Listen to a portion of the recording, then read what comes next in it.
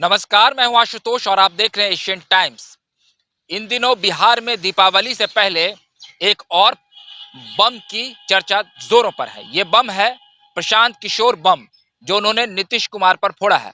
उन्होंने यह आरोप लगाया है कि नीतीश कुमार फिर पलटी मार सकते हैं। उसके बाद से बिहार की सियासत गर्म है। देखिए, इसमें मैं एक ताजा अपडेट आपको जोड़ दूं।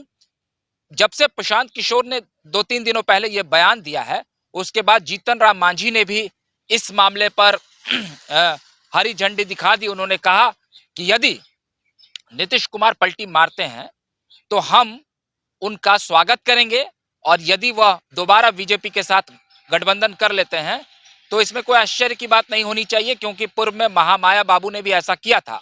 और यदि बिहार की तरक्की के लिए ऐसा करना पड़े तो इसमें कोई दिक्कत वाली बात नहीं है। इस पर राजद ने कड़ा ऐतराज जताया। उन्होंने कहा कि वो उनका निजी मामला है। खैर, इन सारे प्रकरण पर कई खबरें मीडिया में चल रही है। दरअसल कुछ बात ऐसी हुई थी कि जब महागठबंधन के पाले में नीतीश कुमार जाना चाहते थे तो उन्होंने जो लालू प्रसाद यादव के सामने ये बात रखी, तो उस समय कुछ डील हुआ था। सूत्र ये बता रहे हैं, डील ये हुआ था कि राजद ने इसी शर्त पर समर्थन देने के लिए हामी भरी थी कि उनका यह कहना था कि जदयू का राजद में विलय हो जाए। हालांकि मुख्यमंत्री नीतीश कुमार इस पूरे मामले पर तैयार तो नहीं होंगे, क्यों वो अपनी पार्टी को विलय करा देंगे। लेकिन राजद बिहार की सत्ता में अकेले दम पर शासन कर चुकी है। उसका बड़ा वोट बैंक है, जनाधार है। कभी कभी वो खुद को राष्ट्रीय पार्टी होने का दम भी भरती रही। तो ऐसे में राजद के सामने नीतीश कुमार जब लाचार थे तो उन्होंने शायद इस बात के लिए हामी भरी होगी। लेकिन उसके बाद ये भी बातें निकल कर आ रही है कि दोनों में जब ये डील हुआ और जब महागठबंधन की सरकार बनी तो डील ये हुआ कि राजद और जदयू दोनों आपस में विलय करेंगे और एक नई पार्टी की घोषणा की जाएगी।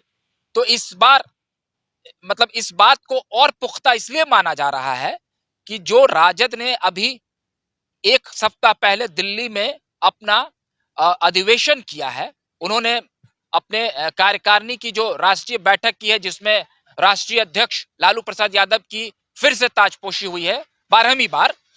तो उस राष्ट्रीय अधिवेशन में जो उनकी पार्टी के तमाम वरीय पदाधिकारी, कार्यकर्ता, नेता, मंत्री सारे लोग मौजूद थे, उसमें एक बात यह सामने आ रही है कि लालू प्रसाद यादव जो कि राष्ट्रीय अध्यक्ष हैं और बिहार के डिप्टी सीएम जो उनके पुत्र तेजस्वी प्रसाद यादव हैं, इन दोनों को अधिकृत किया गया है कि वो पार्टी के संविधान और उसके सिंबल के साथ छेड़छाड़ कर सके।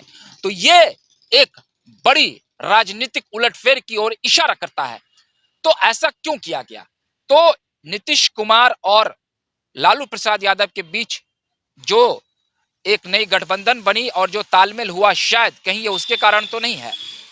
कहीं ऐसी बात तो नहीं है कि जदयू और राजद आपस में विलय करेगी और एक नई पार्टी का गठन होगा, जिसका एक नया झंडा होगा और उसका एक नया सिंबल होगा। क्योंकि हो सकता है जदयू इस बात के लिए तैयार नहीं होगी कि नहीं, राजद क्यों नाम रहेगा और हम राजद में क्यों विलय करेंगे, और राजद भी इस बात के लिए तैयार नहीं होगी क्योंकि राजद भी लंबे समय से सत्ता से बाहर है। नीतीश कुमार भी ये शर्त रख सकते हैं कि आप ही अपनी पार्टी का विलय करा लीजिए। तो राजद भी ऐसा नहीं करेगी, उसकी एक बड़ी पार्टी, एक पहचान है, नाम है।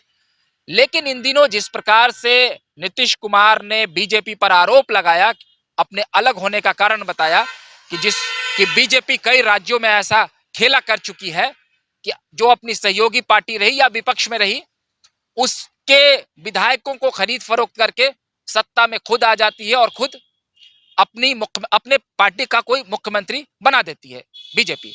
तो इस बात से नीतीश कुमार को डर लग रहा था कि कहीं बीजेपी उनके विधायकों को तोड़फोड़ न कर ले, उनके संपर्क में नहीं है, न हो विधायक।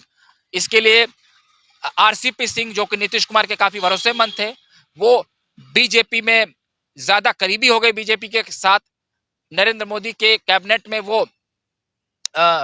मंत्री थे। तो उनको मतलब ऐसा लग रहा था नीतीश कुमार को कि ये उनके लिए फील्डिंग कर रहे हैं।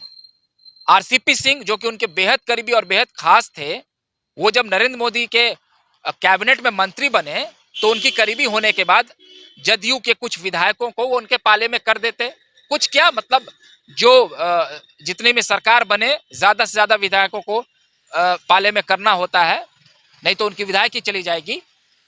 तो इसके बाद नीतीश कुमार को जो डर सता रहा था और बीजेपी के साथ उनकी नहीं बन रही थी, उपेक्षा हो रही थी, तो नीतीश कुमार इस बात से आहत थे। बीजेपी उन्हें मतलब उतना ज्यादा आप सीधे तौर पर कह लें वैल्यू नहीं दे रही थी। तो अब नीतीश कुमार के पास कोई चारा नहीं बचा था और नीतीश कुमार की जो विचारधारा है वो भी राजद के साथ बहुत ज्यादा वो आराम से या बहुत ज्यादा उनसे मेल खा करके वो सरकार नहीं चला सकते हैं, लेकिन उनके सामने भी एक मजबूरी थी। तो ऐसे में अब प्रशांत किशोर के बयान के बाद कि राज्यसभा में सभापति हरिवंश जी को क्यों नहीं बदला, और भी कई सवाल उन्होंने उठाए हैं कि भीतर ही भीतर इनका बीजेपी के साथ कोई संवाद चल रहा है, तो इसको लेकर के ऐसे कयास लगा रहे हैं जा रहे हैं और ये मामला भी सामने आया है। तो ऐसा लग रहा है कि नीतीश कुमार ने शुरुआती दौर में तो हामी भर दी होगी और बाद में उनको ऐसा लगा होगा कि नहीं, मैं जदयू का अस्तित्व नहीं खत्म कर सकता हूं, तो दोबारा कहीं ना कहीं वो बीजेपी के साथ फिर से गठबंधन कर ले। लेकिन बहरहाल आगे क्या होता है हम इस राजनीतिक घटनाक्रम पर नजर बनाए रखेंगे। तब तक के लिए आप हमारे यूट्यूब चैनल पर बने रहिए। हम अगले बार फिर एक नई वीडियो के साथ आपके सामने हाजिर रहेंगे। तब तक के लिए आप मुझे इजाजत दीजिए। बहुत बहुत धन्यवाद।